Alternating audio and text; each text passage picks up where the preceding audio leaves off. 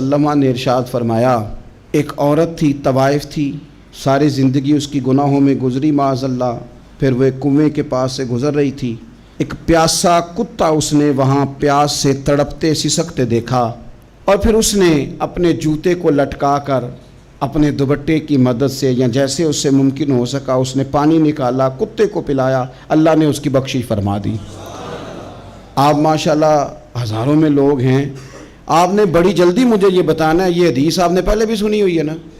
میرا خیال ہے کوئی بندہ نہیں رہا جس نے نہ سنی ہو، سنی ہوئی ہے نا ہم نے الحمدللہ۔ اتنے سارے بندے جو یہاں موجود ہیں انہوں نے سنی ہوئی ہے، تو ظاہر ہے امت مسلمہ میں جتنے لوگ ہیں ڈھیر ساروں نے یہ بات سنی ہوگی۔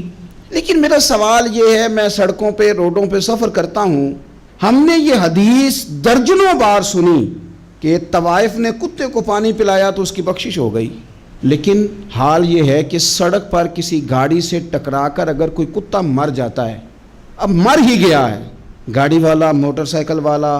پجارو والا، بس والا کوئی اتنی جرت نہیں کرتا کہ لکڑی کے ساتھ، رسی کے ساتھ ہی پکڑ کے اسے سائیڈ پہ کر دے۔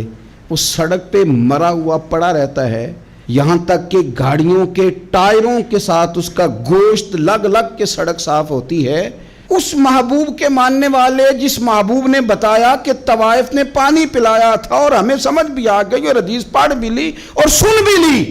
پھر اس ملک کی جو مسلمانوں کا ملک ہے اس کی سڑکوں پر مرے ہوئے کتوں کو اٹھائے بھی کوئی نہ، اور زخمی کتا زخمی ہو ہی گیا ہے، اب اسے سڑک سے سائیڈ پہ ہی کر دیا جائے کم از کم، تاکہ اس کی اگر جان باقی ہے تو بچ جائے۔ تو پھر مجھے بتاؤ نا میرے دوستو، ہم نے کس لیے تقریریں سنی ہیں، کس لیے خطبے سنے ہیں، واعظ و نصیحت کی مجالس کا مطلب ہم نے کیا سمجھا ہوا؟